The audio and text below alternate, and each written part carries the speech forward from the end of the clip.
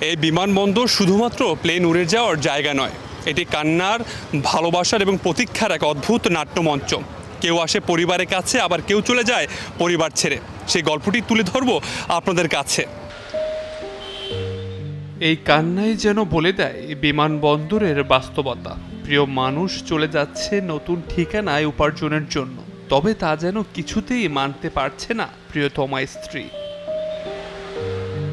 অন্যদিকে বাবার কোল থেকে যেন নামতেই চাইছে না তার সন্তানটি। এভাবেই হয়তো বাবাদের হেরে যেতে হয় বাস্তবতার কাছে।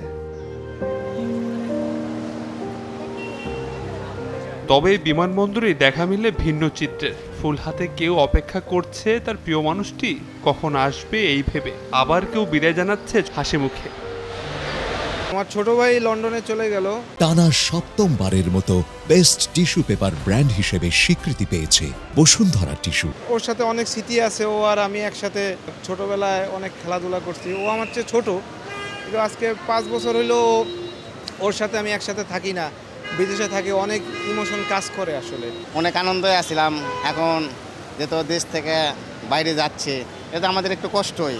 ভাইয়ের সাথে সাথে সব স্মৃতিগুলো, সবসময় খাওয়া দাওয়া করছি একসাথে, ঘুরছি, সবসময় যেখানে গেছি খেলাধুলা করছি, তো এগুলো সবসময় তো মনে পড়তেছে। আমি যাচ্ছি চাকরি করার জন্য।